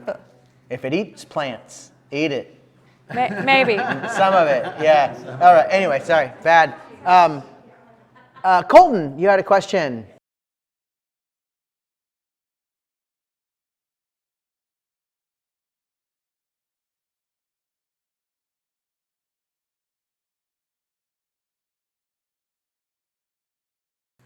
He's 13, by the way.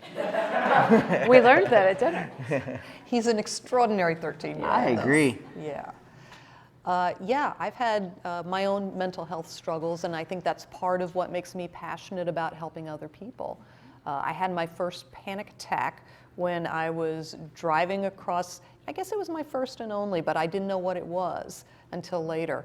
I was driving across the bridge from Missouri to Illinois to visit my boyfriend, and I was always a little anxious about driving. It was just a little scary for me. And my car didn't have air conditioning, so it was a super hot day, so I'm really uncomfortable, I'm sweaty anyway, and then I thought, I'm dying. I really should pull over, but I don't really want to pull over because I don't know where I am. And so I just kept going. It went away, but I realized later, that's what that was. Okay, I was worried about plenty of things, including seeing my boyfriend, and so I had an anxiety attack. And I've had struggles with depression too. And I've had to do all the things that we're talking about that work to get out of it. So that's a really good question. And I think there's a book called The Wounded Healer. And I think that... Oh, is that Dan Allender, or am I wrong? No. Sorry. Is it it's not Henry Nouwen, it's somebody else. Sorry. It's older than... We can Google it. It's older than Allender. But the point is, the people who tend to have the most compassion, who tend to get it, are the people who've been there and lived it and walked through it. And I tell my counselors, so I have counselors I supervise now, you can't take your client farther than you've gone yourself. You have to do your own journey. You have to find your own healing path so that you can lead others, be a trail guide for others in that. Yeah, I'll toss the ball to you. So I'm a trauma survivor. I struggled with PTSD, I struggled with addiction, struggled with anxiety and depression. Sometimes I still struggle with anxiety. I just have a giant quiver of arrows that I can use now to shoot at it. But it was a huge part of my story. And like Cathy, it is the reason why I went into the profession that I went into.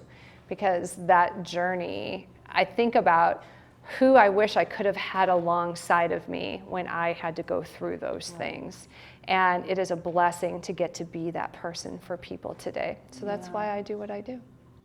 And let me just add, Colton, wasn't that charming when he said, Dr. Heckel, now you said, and he said, but what about you ladies? Oh no, ladies don't have problems.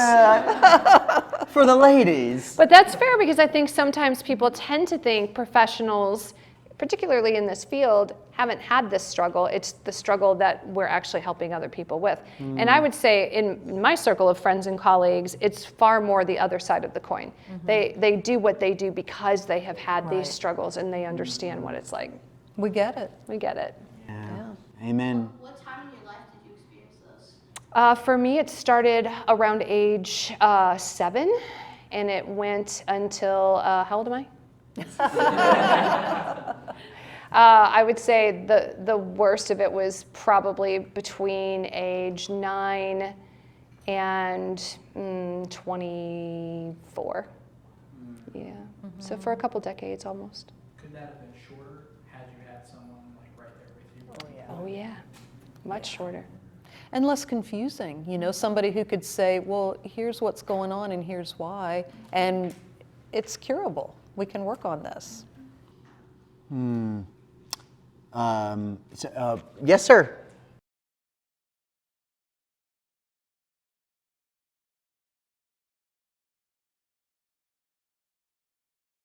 Well, I would say for the same reason that they are not a cure for other diseases like cancer and diabetes and the other things that we struggle with. We tend to somehow separate mental health from actual health, but the more we learn, now we know that mental health is health because of the way that it affects our physical well-being, and our physical well-being affects that. So I think there's this misconception that if you can experience the fruits of the Spirit, like we think that has to be an either or, right? And that's not true. I can tell you, I have dear friends who struggle with deep depression. You still struggle with depression. I struggle with anxiety. I have friends that struggle with all of these different things, bipolar disorder, and yet I see them experience great joy, great peace, great patience, right? It's in the midst of. And I would almost argue that that is a fuller, more well-rounded thing that you can give the world from a deeper place of mercy and grace and compassion than if you can just say, look at my banner of my fruits of the Spirit and I have no problems. And not to mention, and this is very important, and we will have a panel on miracles, revivals, supernatural healings, the gifts of the Spirit, that thing. We have a whole panel discussion on that. But I think it's important to note that on this side of eternity, perfection's just not attainable. We get a foretaste, we get a glimpse, and God willing, I'll just show my theological cards. Sometimes there is miraculous healing. Yes, there is. And I think we can and should pray for that. And yet, even Paul, who himself healed people and experienced healings. Thorn in the flesh. A thorn in That's his right. flesh. Yes. Yeah. We don't know what that was. I think there's a reason that we don't get to know what it was. Yeah. I think that keeps us from saying, oh, well, it was just this, or it Right. was just that. Right. We don't get to know because that keeps us all humble and wise about That's right. our own struggles. That's right. But again, so this idea, this already but not yet kingdom, as the theologians call it, I think we need to keep that in the front of our heads as we talk about things like healings and miracles and by his stripes we are healed. I mean, there's all this terminology and this whole world of language and subcultures and denominational distinctives. We'll get to a lot of that, but just for this moment, if you cut your arm, it's probably going to bleed. But in Yeah, terms of the miracle, I think we also have to be careful in putting God in a box for how he's going to do it. Oh, good one. We Yeah. can't say that's the miracle switch that got flipped, right? What if it got flipped through this amazing relationship with a therapist where this person figured out really what the truth was about their story, or through the medication that gave them the ability to really see their future for the first time with clear eyes and experience that freedom. I mean, even in Scripture, we don't see a formula for how Jesus came along and helped people and healed people. He first met them in their personhood, and then from there did everything from touching a garment to words spoken far away to spit and mud. So I think we have to be careful what kind of formula and boundaries we want to try to put around what the definition of a miracle is as well. And Jesus never set the expectation that all was going to be well if you were just spiritual enough. He said, I tell you the truth, in this world you will have trouble. What's the rest of it? Take heart, I have overcome the world. That's right. Be of good cheer. I have overcome the world. So yes, he has, but we're going to struggle while we're here. That's part of the deal. Very good. So, Ariel, yeah.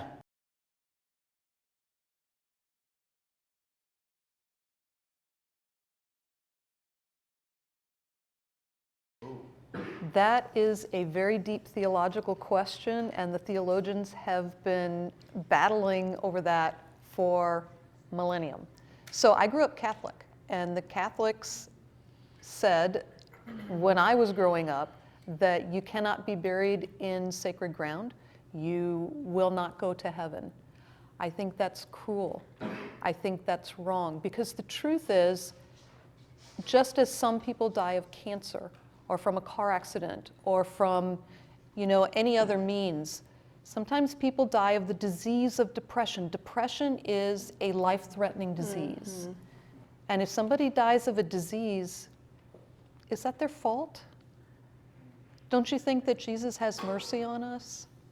I can't tell you what happens because I've not been to the other side, but I do know that God is loving. I do know that he is merciful.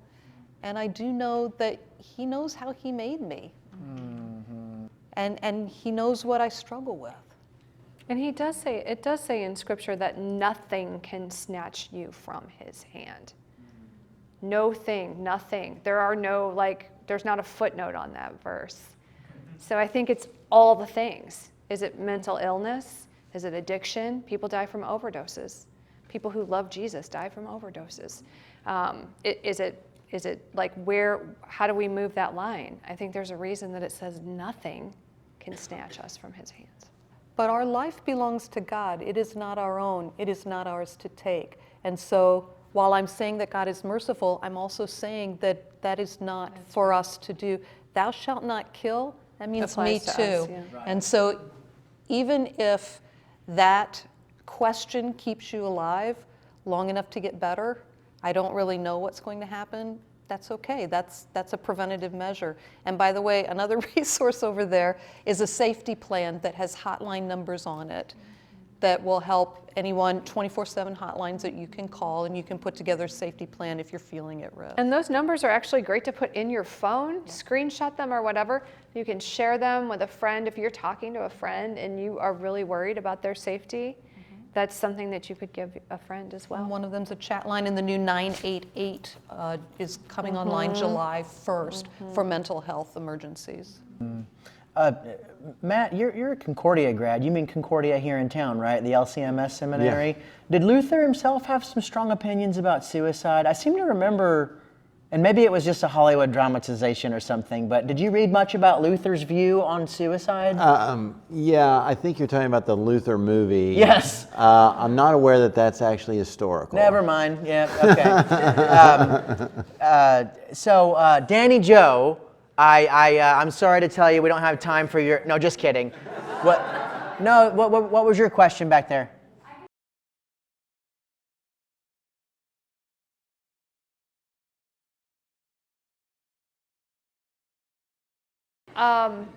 I would say, it's funny because we go through a lot of schooling and we do a lot of things after we get our degree to learn how to do things with people.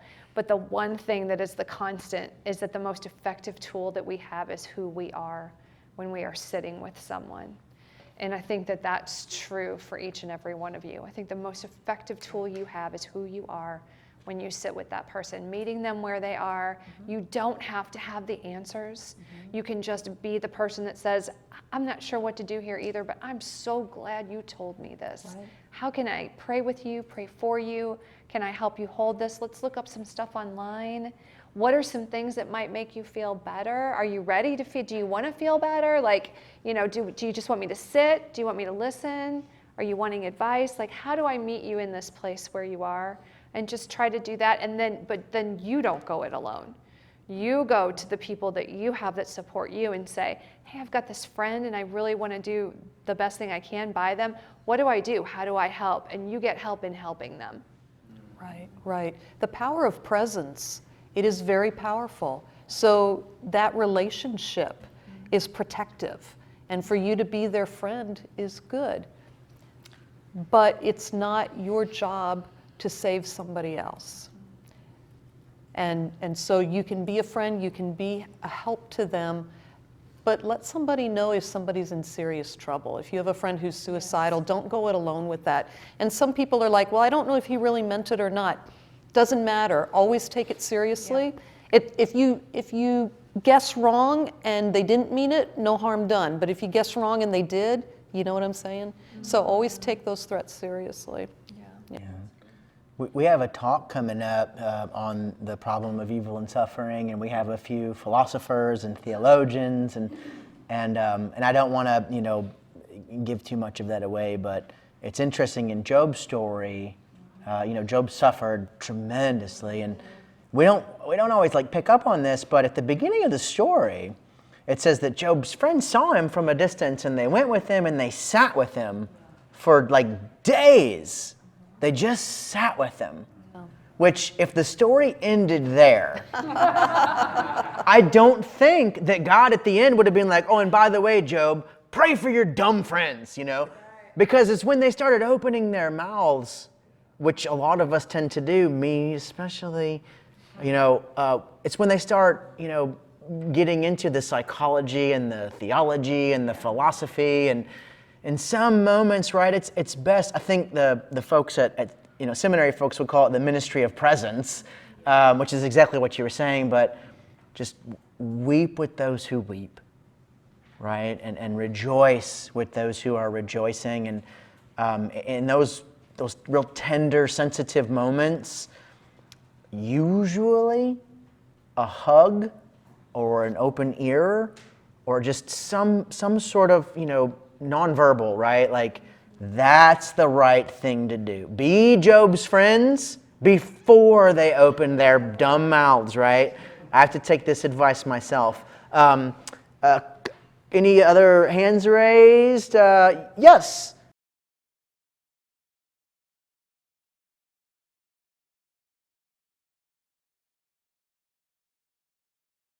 So I would say a couple things. It's important to recognize that we have to be a little fluid in our definition of healing, because it's sort of a perpetual text. It's that whole thing of on this side of heaven, we're not necessarily going to get 100% there. Oftentimes what happens is when we go through something and we go through the journey to healing, to growth, we still experience things that sometimes shed a new light on the trauma, and we don't even realize, like, oh wow, this is a whole new aspect to grieve, or a whole new aspect to think about as a result of what my experience was.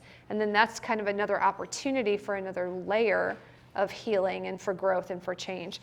But I think that the healing of trauma on a more broad level is, are you able to have a life worth living?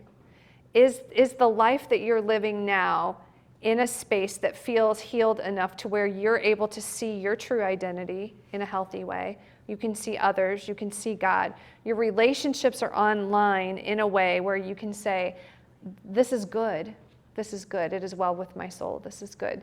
And I think that is a good place to be in when we're talking about healing, but recognizing that there's no arrival. I mentioned earlier that I'm a trauma survivor, and there are still things now and again that will not trigger me, but they will definitely poke at me, where I have to sort of have a conversation with somebody that I love or somebody that I trust. And once in a while, yes, therapists do go to therapy. And so sometimes even that is a part of my story. And I think that will always be, and I'm okay with that. Because I know on the other side of it, that's going to take me another level even more into what God has for me. So just recognizing that those become opportunities more than these heavy backpacks that we're trying to trudge uphill carrying.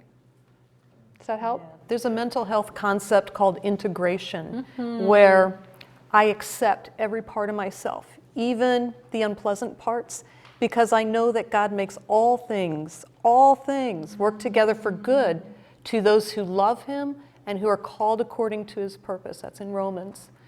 Remember Joseph, when he met with his brothers, how heartbreaking that must have been for him. And he said, you know what was intended for evil, God meant for good and for the saving of many lives. So if you have been allowed by God to go through something awful, you can trust that there is beauty for ashes, that God will transform it into something, whether it's ministry, whether it's a strengthening of your own character. So I'm in a PhD program also, and I'm studying post-traumatic growth for my dissertation. And there are people who have been through the worst things, and they come out of it with a newfound purpose and strength. Because if I can survive this, I'm not afraid of anything. I can do anything now. So there's sharing in the suffering of Jesus brings us to a different level spiritually. And there is growth that can only happen through pain. And people don't want to hear that. People don't like that, but that's truth. And I think that's why God allows it. Part of the reason at least. Part of the reason at least. Any other question? Yes, sir.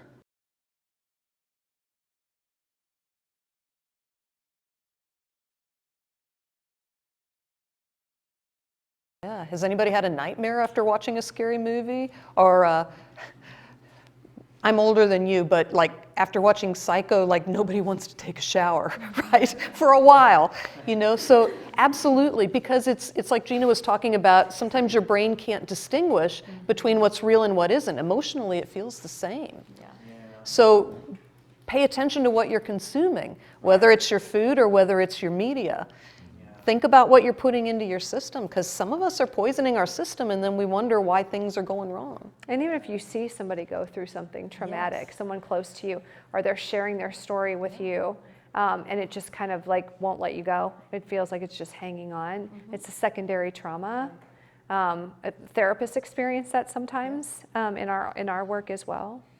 I do want to circle back real quick to one thing about God and our traumas. And I think it's important to realize that one thing that God is consistent, right? So he doesn't go against the things that he has already established. And one thing that he has established is free will. So I think it's important for us to understand that most oftentimes in the context of trauma, when we're harmed by someone else, that is because someone has abused their free will to harm us. That doesn't make God culpable for it, okay, or complicit. It is him staying in line with how the created order is and the results of the fall. And I think it's important to remember that our wounds grieve the heart of God, just like they grieve us.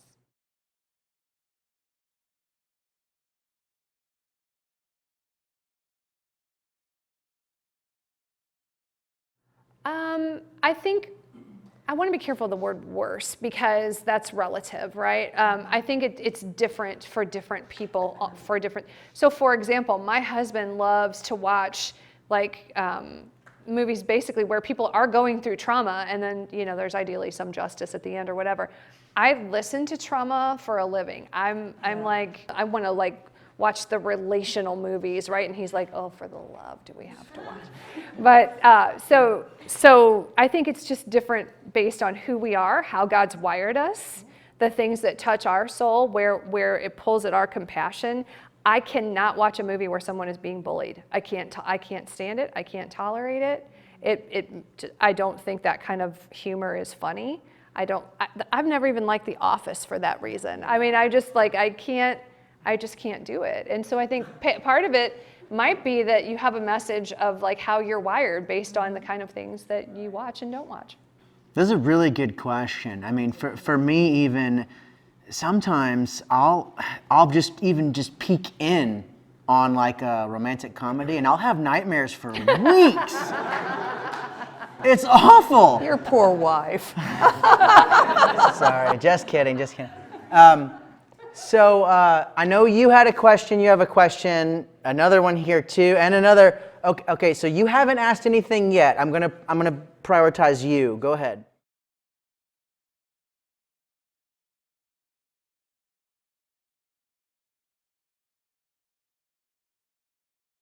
Well, welcome to humanity. I think we're all walking contradictions. I will use an example. The best way I can answer, if it's okay, is with a friend who is personifying this right now in her life. Her son committed suicide, and yet she is the person who will pray with you, believe God for the best thing. She will tell you today in your eyeballs, it is well with my soul. She holds on to joy, she holds on to peace in the midst of this raging anger against the enemy for what depression did to her son. And she is that walking contradiction, but those things are both there present in this person on the daily. And I would say that it is possible, and I believe that we can do that. We can have joy in the Lord and not have joy in our circumstances. Mm-hmm. We can have that it is well with my soul and still be deeply grieved. We can have the peace that surpasses understanding and still not understand why these things have happened. I think that they can coexist. It's in the land of both and I think that's really the healthiest place to live, because if we're too far in one place or the other, we risk invalidating our own experiences and the experiences of others, and we teeter on that line of toxic positivity. And we want to stay on the right side of that line. Does that help? Okay. And I think we had time for just a one or two more, Colton or Ariel. So I am thinking of a number between 1 and 10. 6.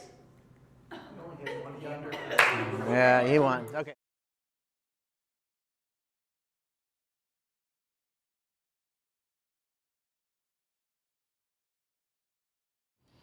That's a great question. I'm going to agree with her nodding head over here. I think yes. I think that's true. One of the things I love about The Chosen is that they have just taken this spin on each character where you're like, oh, that's absolutely plausible. That's absolutely plausible. Yeah. Mm-hmm. And so yeah, I think that's I think that's possible. Yeah. Peter said to Jesus, because Jesus says somebody here is going to betray me. And Peter says, well, it's not me. I'm not going to deny you. If everybody else goes away, I'm not going away. And he says, Peter, for the rooster crows, you're going to deny me 3 times. And Peter swore it wasn't going to happen. And then sure enough, just like Jesus said, it did happen. So Jesus knew that Peter felt devastated, right? And so he said, tell my disciples and Peter that I've risen, right? And so he singles out Peter for this special mention, this coming blessing, right? And then Jesus, restores Peter, right? And he asks him a question. You remember the question? Peter, do you love me? And he asked him 3 times. For each time that Peter denied Christ, he asked Peter, do you love me? And at the end, Peter says, Lord, you know all things. You know that I love you, And then he said, feed my sheep. So Jesus knew that Peter was going to find healing in ministry to others, right? And so he directed him outward to others and away from that inner voice of condemnation, right, which he surely felt.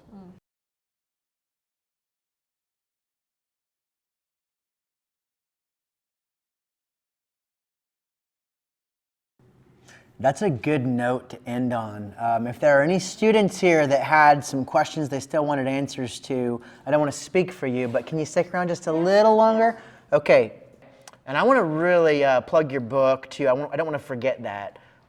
We had lunch. Cathy, you introduced us. Great introduction, by the way. Thank you again.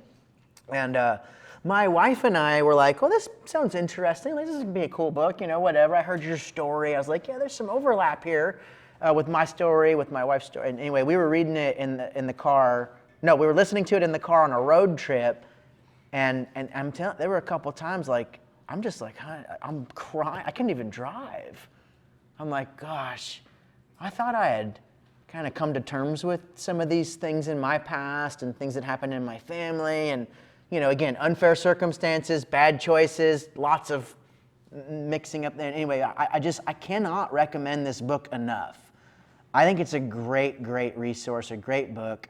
I don't think anything in this book is inappropriate or even graphic, and yet there's some adult themes and some adult content, appropriate adult content. But so, again, use your best judgment.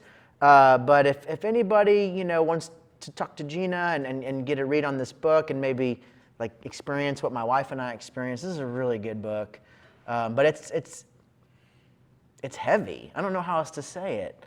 Especially if you've been through even a little bit of trauma and had some disappointments with parents and generational stuff. It's kind of heavy. And so I would just say, proceed with caution, but it's worth doing. So anyway, you were asking if this would be appropriate. I would say mom and dad, maybe read it first, if that makes sense. Maybe you grab a copy, read it, and see what bits, if not all, would be appropriate. What's the title of that book? Oh yeah, what is it? What's the full title of your book? Generations Deep, Unmasking Inherited Dysfunction and Trauma to Rewrite Our Stories Through Faith and Therapy. Yeah. That way, when people want to know what it's about, all they got to do is read the title. Yeah. Thanks again, everybody. This was awesome. Yeah. Really good job. Very good.